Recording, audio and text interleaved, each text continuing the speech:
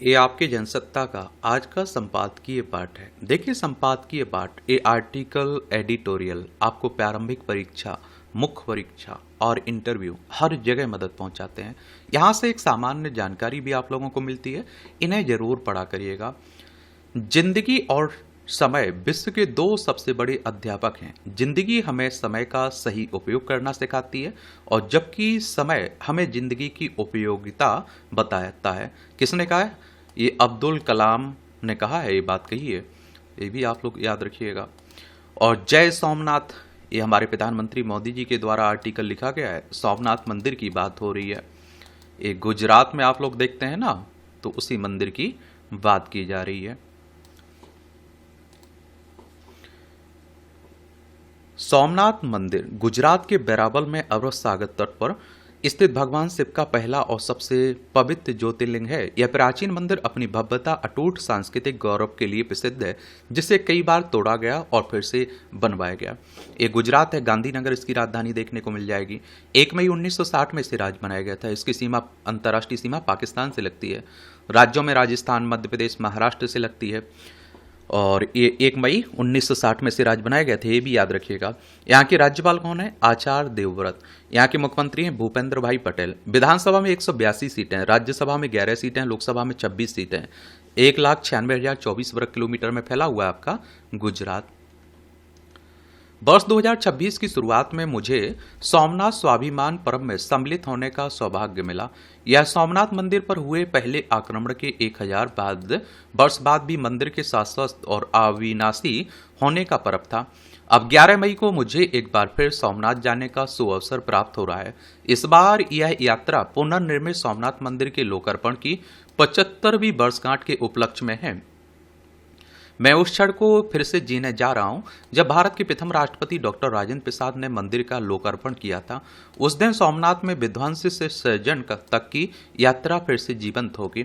6 महीने के भीतर सोमनाथ के इतिहास से जुड़े 2 अत्यंत महत्वपूर्ण पड़ाव का साक्षी बनना मेरे लिए बहुत सौभाग्य की बात है। सोमनाथ केवल एक मंदिर नहीं, हमारी सभ्यता का अटूट संकल्प है। इसके सामने लहराता विशाल समुद्र अनंत काल की अनुभूति कराता है और इसकी लहरें हमें सिखाती हैं कि तूफान चाहे कितने भी विकराल क्यों ना हो, मनुष्य का साहस और आत्मबल हर बार फिर से उठ खड़ा होने में सक्षम है। तट से टकराती लहरें सदियों से यह उद्घोष कर रही हैं कि मानवीय चेतना को लंबे समय तक दबाया नहीं जा सकता है। हमारे प्राचीन शास्त्रों में लिखा है, प्रभासम चा परिक्रम पृथ्वी क्रम संभवम, अर्थात दिव्य प्रभास सोमनाथ की परिक्रमा पूरी पृथ्वी की परिक्रमा के समान है। जब लोग यहाँ दर्शन पूजन के लिए आते हैं तब उन्हें उस सभ्यता की अद्भुत निरंतरता का भी अनुभव होता है, जिसकी ज्योति कभी बुझाई नहीं जा सकी। कई साम्राज्य आए गए, समय बदला, इतिहास ने ढेरों उतार चढ़ाव देखे, फिर भी सोमनाथ हमारे हृदय में हमेशा बना रहा। यह समय उन असंख्य महान विभूतियों के स्मरण का भी है जो क्रूर आक्रांताओं के सम्मुख अड़िग रहे। लकुलीस और सोम शर्मा जैसे मनीषियों ने प्रभास को शैव दर्शन का महान केंद्र बनाया। चक्रवर्ती महाराज धारसेन चतुर्थ ने सदियों पहले वहां दूसरा मंदिर बनवाया था। समय की कठिन परीक्षा के बीच भीम प्रथम, जयपाल और आनंदपाल जैसे शासकों ने आक्रमणों के विरुद्ध अपनी सभ्यता की ढाल बनकर मंदिर की रक्षा की थी। ऐसा माना जाता है कि महान राजा भोज ने भी इस पावन स्थल के पुनर्निर्माण में अपना अमूल्य योगदान दिया था। कर्णदेव सोलंकी और जयसिंह सिद्धराज ने गुजरात की राजनीतिक और सांस्कृतिक शक्ति को पुनर्स्थापित करने में अहम भूमिका निभाई। भाव बृहस्पति कुमारपाल सोलंकी और पशुपताचार्य ने इस तीर्थ को आराधना और ज्ञान के केंद्र के रूप में स्थापित करने में अमूल्य योगदान दिया। विशाल देव वाघेला और त्रिपुरांतक ने इसकी बौद्धिक और आध्यात्मिक परंपराओं की रक्षा की। महिपाल चूड़ासमा और राव खंगाल चूड़ासमा ने विध्वंस के बाद पूजा पाठ की परंपरा को पुनर्जीवित किया। पुण्य श्लोक अहिल्याबाई होलकर, जिनकी 320 जयंती मनाई जा रही है, उन्होंने सबसे चुनौतीपूर्ण समय में भी भक्ति की परंपरा को जीवंत रखा। बड़ौदा के गायकवाड़ों ने तीर्थ यात्रियों के अधिकारों की रक्षा की। इसके साथ ही हमारी यह धरती वीर हमीर जी गोहिल, वीर वेगड़ा जी भील जैसे पराक्रमियों से धन्य हुई है। उनके साहस और बलिदान को आज भी याद किया जाता है। 1940 के दशक में स्वतंत्रता की भावना पूरे भारत में फैल रही थी। सरदार पटेल जैसे महान नेताओं के नेतृत्व में स्वतंत्र भारत की नींव रखी जा रही थी। और ऐसे में एक बात तो उन्हें बहुत व्यथित करती थी कि वह थी सोमनाथ की दुर्दशा। 13 नवंबर 1947 को दिवाली के समय उन्होंने सोमनाथ के जर्जर अवशेषों के सामने खड़े होकर समुद्र का जल हाथ में लेकर संकल्प लिया, इस गुजराती नववर्ष पर हमारा निश्चय है कि सोमनाथ का पुनर्निर्माण होगा। तो सौराष्ट्र के लोगों को इसके लिए हर तरह से अपना योगदान देना होगा। यह एक पावन कार्य है जिसमें हर किसी को भागीदारी निभानी होगी। और उनके इस आह्वान ने सिर्फ गुजरात ही नहीं बल्कि संपूर्ण भारतवर्ष को नए उत्साह से भर दिया। दुर्भाग्यवश इससे पहले कि जीर्णोद्धार के बाद सोमनाथ मंदिर भक्तों के लिए खुलता, उन्होंने इस दुनिया को अलविदा कह दिया। किसने? सरदार वल्लभ भाई पटेल ने। हमारे देश के पहले गृह मंत्री, देश के पहले उप प्रधानमंत्री थे ना ये। उन्होंने, आप देखते हैं कि इसके बावजूद प्रभास पाटन की पावन धरती पर उनका प्रभाव निरंतर महसूस किया जाता रहा है। उनके विचार को के एम मुंशी ने आगे बढ़ाया और जिन्हें नवानगर के जाम साहब का समर्थन मिला। और आप देखेंगे 1951 में मंदिर का पुनर्निर्माण पूरा होने पर राष्ट्रपति डॉक्टर राजेंद्र प्रसाद को उद्घाटन के लिए आमंत्रित किया गया। तत्कालीन प्रधानमंत्री पंडित जवाहरलाल नेहरू के विरोध के बावजूद डॉक्टर राजेंद्र प्रसाद ने समारोह में हिस्सा लेकर इसे ऐतिहासिक बना दिया। मुझे अक्टूबर 2001 का वह समय आज भी अच्छे से याद है जब मैंने मुख्यमंत्री के रूप में दायित्व संभाला था। 31 अक्टूबर 2001 को सरदार पटेल की जयंती के अवसर पर गुजरात सरकार ने सोमनाथ मंदिर के पुनर्निर्माण की 50वीं वर्षगांठ का भव्य आयोजन किया। इसी समय सरदार पटेल की 125वीं जयंती भी मनाई जा रही थी। इस कार्यक्रम में तत्कालीन प्रधानमंत्री अटल बिहारी वाजपेयी और तत्कालीन गृह मंत्री लाल कृष्ण आडवाणी की मौजूदगी ने इसे और भी गरिमापूर्ण बना दिया। 11 मई 1951 को अपने भाषण में डॉक्टर राजेंद्र प्रसाद ने कहा था, सोमनाथ मंदिर दुनिया को यह संदेश देता है कि अद्वितीय श्रद्धा और विश्वास को कभी नष्ट नहीं किया जा सकता है। उन्होंने आशा व्यक्त की कि यह मंदिर सदैव लोगों के हृदय में बसा रहेगा। उन्होंने यह भी कहा कि मंदिर के पुनर्निर्माण से सरदार पटेल का सपना साकार हुआ है। पिछले एक दशक से हम इसी मार्ग पर चल रहे हैं।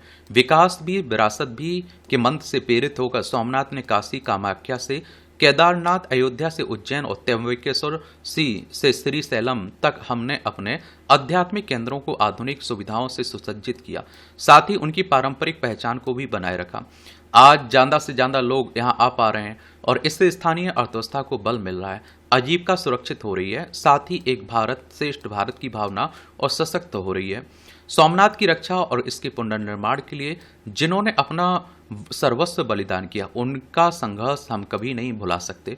भारत के विभिन्न हिस्सों से आए लोगों ने इसकी भव्यता और दिव्यता को लौटाने में अपना अद्भुत योगदान दिया। वे एकता की ऐसी अद्भुत डोर से बंधे थे और जिससे जमीनी सीमाओं में नहीं बांटा जा सकता है। आज की विभाजित दुनिया में सोमनाथ से मिलने वाली एकता की यह सीख पहले से कहीं अधिक प्रासंगिक है। सोमनाथ अपनी गौरवशाली परंपरा के साथ हमेशा खड़ा रहेगा क्योंकि यह हमारी साझा सभ्यता का प्रतीक है। इसी गौरव को नमन करते हुए बलिदान देने वाले वीरों की स्मृति में और दानवीरों की उदारता को याद करते हुए अगले 1000 दिनों तक यहाँ विशेष पूजा आयोजित की जाएगी। यह देखकर बहुत प्रसन्नता हो रही है कि बड़ी संख्या में लोग इस पुनीत कार्य में अपना योगदान दे रहे हैं। सोमनाथ हमें याद दिलाता है कि जब कोई समाज अपनी आस्था, अपनी संस्कृति और अपनी एकता से जुड़ा रहता है तब उसे लंबे समय तक दबाया नहीं जा सकता। आज भी हमारी सबसे बड़ी शक्ति यही साझा चेतना है, यहाँ यही एकात्म भाव है। यही भावना हमें विभाजन से ऊपर उठकर राष्ट्रहित में साथ चलने की प्रेरणा देती है। मैं सभी देशवासियों से आग्रह करता हूं कि इस पावन अवसर पर पवित्र सोमनाथ धाम की यात्रा करें, इसकी भव्यता के साक्षात दर्शन करें। जब आप सोमनाथ के तट पर खड़े होंगे तब उसकी प्राचीन प्रतिध्वनियों को अपने भीतर महसूस करेंगे। वहां आप भारत की उस अपराजित आत्मा का अनुभव करेंगे और जिसने हर आघात के बावजूद अपनी पहचान, अपनी संस्कृति को अक्षुण्ण बनाए रखा। आप समझ पाएंगे कि इतने प्रयासों के बाद भी क्यों हमारी सभ्यता मिट नहीं सकी। वहां आपको चिर विजय के उस दर्शन का अनुभव होगा जो सदियों से भारत की शक्ति बना हुआ है। मुझे पूरा विश्वास है कि आपके लिए यह एक अविस्मरणीय अनुभव होगा। भारत के प्रधानमंत्री हैं लेखक इसके, उनके द्वारा यह आर्टिकल लिखा गया है। आप लोग क्या सोचते हैं, अपनी राय बता सकते हैं। देखने और समझने के बीच एक सूक्ष्म सी दूरी है, पर यही दूरी धीरे धीरे जीवन को एक अनकही थकान में बदल देती है। हम जीवन भर देखते रहते हैं चेहरे, सड़कें और भीड़, घटनाएं, समाचार, पर उन्हें समझने का ठहराव जैसी हमारी दिनचर्या से धीरे धीरे विलुप्त हो गया हो। जीवन हमारे सामने घटता रहता है, पर उसका अर्थ भीतर पहुंचने से पहले ही कहीं फिसल जाता है। जैसे कोई नदी रेत में समा जाए और हमें केवल उसकी नमी को महसूस कर सके, प्रवाह को नहीं। समय ने समय से कहा होगा कि मैं वही हूं जो हर युग में अपने अर्थ बदल लेता हूं, कभी प्रतीक्षा बनकर, कभी गति बनकर और कभी उस मौन ठहराव की तरह जो किसी अनुभव के बाद मनुष्य के भीतर बच जाता है। शायद इन्हीं पंक्तियों में देखने और समझने के बीच की पूरी कथा छिपी है, एक ऐसी कथा जो हर युग में लिखी जाती है पर कभी पूरी नहीं होती। इस संदर्भ में यह कहावत भी सटीक प्रतीत होती है, आंखों देखी पर यकीन कर लेते हैं, आंखों देखी पर यकीन कर लेते हैं, पर समझी हुई बात जीवन बदल देती है। आज यह दूरी और भी सूक्ष्म होकर सर्वव्यापी हो गई है। मोबाइल फोन से ने देखने को गति नहीं दी और उसने देखने को एक निरंतर प्रवाह में बदल दिया। और अब दृश्य रुकते नहीं हैं, वे बहते हैं। सुबह आंख खुलते ही स्क्रीन, दिन भर सूचनाओं की अनवरत दस्तक और रात तक अनगिनत चित्रों का सिलसिला। जैसे दुनिया अब कोई स्थिर यथार्थ नहीं बल्कि एक निरंतर संपादित होती हुई फिल्म हो। दिल्ली मेट्रो में एक युवक अपने मोबाइल में लगातार रील बदल रहा था। एक दृश्य की हंसी अभी पूरी भी नहीं होती कि दूसरा दृश्य शुरू हो जाता। मृत्यु, विवाह, विज्ञापन, युद्ध सब ही एक ही पल, एक ही समतल पर समान गति से गुजरते हैं। उस गति में किसी भी दृश्य का भार नहीं बचता। उसी डिब्बे में एक वृद्ध महिला अपने बैग को कसकर पकड़ के खड़ी थी। उसके चेहरे पर बरसों का धैर्य था, पर वह दृश्य नहीं बना क्योंकि दृष्टि पहले ही आगे बढ़ चुकी थी। दिल्ली में एम्स के बाहर हल्की बारिश में एक परिवार प्रतीक्षा कर रहा था। समय वहां रुकता नहीं, फैल जाता है। पिता की आंखें दरवाजे पर जमी थी, माँ की हथेलियां आपस में बंधी थी। बच्चा हर आहट पर सिहर उठता था। यह केवल प्रतीक्षा नहीं थी, यह समय का वह रूप था जहां भय और आशा एक ही क्षण में सांस ले रहे थे। पर बाहर से देखने वाला इसे केवल कतार कह देता है। यही वह बिंदु है जहां देखने और समझने के लिए बीच की सबसे गहरी दरार दिखाई देती है। इसी तरह एक चौराहे पर एक बच्चा फूल बेच रहा था। हर बार लाल बत्ती पर वह आगे आता, हर हरी बत्ती पर पीछे छूट जाता। उसकी गति नियमों से नहीं, जीवित रहने की व्यवस्था से तय थी। एक कार में आप देखते हैं बैठे व्यक्ति ने उसे देखा, क्षण भर ठहरा, फिर स्क्रीन में लौट गया। दृश्य पूरा था पर यह अर्थ अधूरा रह गया। स्टेशन पर एक वृद्ध व्यक्ति ट्रेन छूट जाने के बाद भी उसी जगह खड़ा रहा। भीड़ आगे बहती रही, घोषणाएं बदलती रहीं, पर उसके भीतर समय जैसे एक बिंदु पर जम गया था। वह केवल यात्री नहीं था, वह छूटते हुए जीवन का एक मौन संग्रह था, जहां हर छूटना केवल यात्रा नहीं, स्मृति बन रहा था। गांव में आप देखते हैं कि यह अनुभव और भी मौलिक हो जाता है। एक किसान सूखी जमीन को देखता है, पर उसकी दृष्टि केवल दरारों तक सीमित नहीं रहती है। उसमें कर्ज की परतें, मौसम की अनिश्चितता, बीज की कीमत और आसमान की चुप्पी एक साथ जीवित रहती है। उसके लिए बादल केवल पानी नहीं, एक संभावना है, एक वादा जो पूरा भी हो सकता है और टूट भी सकता है। शहर का व्यक्ति मौसम ऐप देखकर भी असमंजस में रहता है, क्योंकि उसके पास सूचना पर है, पर वह व्याख्या नहीं जो अनुभव से जन्म लेती है। किसी बस में बैठी महिला का दृश्य भी ऐसा ही था। गोद में सोता बच्चा, खिड़की से पीछे छूटता शहर और चेहरे पर थकान की परतें, पर उस थकान के भीतर अनेक भूमिकाएं चल रही थी। माँ, कामगार, देखभाल करता और भविष्य की अनिश्चितताओं से जूझती एक चेतना।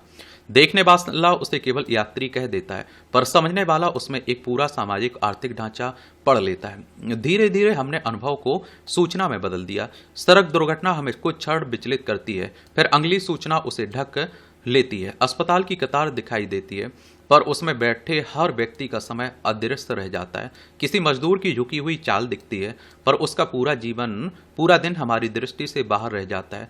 अब दृश्य आते हैं पर ठहरते नहीं हैं, और जो नहीं ठहरता वह अर्थ नहीं बनता। और यहाँ आप देखते हैं कि यहाँ समय एक मौन भूमिका निभाता है। वह केवल आगे नहीं बढ़ता, वह हमारी दृष्टि को भी आकार देता है। समय ने समय से कहा होगा, यदि तुम तेज हो जाओ तो मनुष्य तुम्हें केवल देखेगा, समझेगा नहीं। गति समय को दृश्य बना देती है, पर अर्थ को धुंधला कर देती है। ठहराव ही वह स्थान है जहां अनुभव अपने पूरे रूप में प्रकट होता है। यही कारण है कि देखने और समझने के बीच की यह दूरी केवल तकनीक का परिणाम नहीं है, बल्कि हमारी दृष्टि की संरचना में आया एक गहरा परिवर्तन है। यह परिवर्तन हमें संसार का साक्षी तो बनाता है, पर उसका सहभागी नहीं रहने देता है। शायद सबसे मौन विडंबना यही है कि हम जितना अधिक दुनिया को देख रहे हैं उतना ही कम उसे भीतर उतार पा रहे हैं, क्योंकि जो केवल देखा गया है वह स्मृति बन सकता है, पर जो समझा नहीं गया वह जीवन नहीं बनता, वह बस एक गुजरती हुई छाया रह जाता है जो हमारे सामने से भी निकल जाता है और हमारे भीतर से भी। बाकी आप लोग बताइए भाई। ये आप देखिए टिप्पणियां हैं, इन्हें देखना हुआ कर तो देख सकते हैं। इसकी पीडीएफ आपको दे दी जाती है, एजुकेशन सर्कल प्लेटफॉर्म है ना टेलीग्राम पर, वहां डाल दी जाती है। ये आप देखिए हिंसा का सिलसिला पश्चिम बंगाल में चुनाव के दौरान और उसके बाद हिंसक घटनाओं का एक लंबा इतिहास रहा है। विडंबना यह है कि इस तरह की घटनाओं की निंदा तो सभी दल करते हैं, लेकिन उसे रोकने के लिए कुछ भी नहीं किया जाता है। और आप देखिए ताकि हिंसा के हालात बने ही नहीं। गौरतलब है कि राज्य में इस बार विधानसभा के लिए हुए चुनाव के दौरान कोई बड़ी हिंसक घटना सामने नहीं आई, लेकिन नतीजे आने के बाद जैसी खबरें आ रही हैं उससे साफ है कि हिंसा का सहारा लेने वाले असामाजिक तत्वों को रोकने के मद्देनजर एहतियातन कुछ भी नहीं किया गया। नतीजतन बुधवार को राज्य में भाजपा के कद्दावर नेता शुभेंदु अधिकारी के सहायक सहित 5 लोगों की हत्या की खबर आई। इसके अलावा कई लोग घायल भी हुए। पहले से ही वहां इस बात की आशंका लगातार बनी हुई थी कि चुनाव प्रचार के दौरान आक्रामक खींचतान का असर नतीजों के बाद टकराव के तौर पर सामने आ सकता है, मगर ऐसी स्थितियों से निपटने में प्रशासनिक विफलता का ही यह नतीजा है। राज्य में कई जगहों पर हिंसा और अराजकता के हालात पैदा हुए। सवाल है कि आखिर किन वजहों से राज्य प्रशासन इस बात का आकलन करने में नाकाम रहा कि चुनावी नतीजों के बाद मुख्य राजनीतिक पक्षों के बीच का तनाव हिंसा में भी फूट सकता है।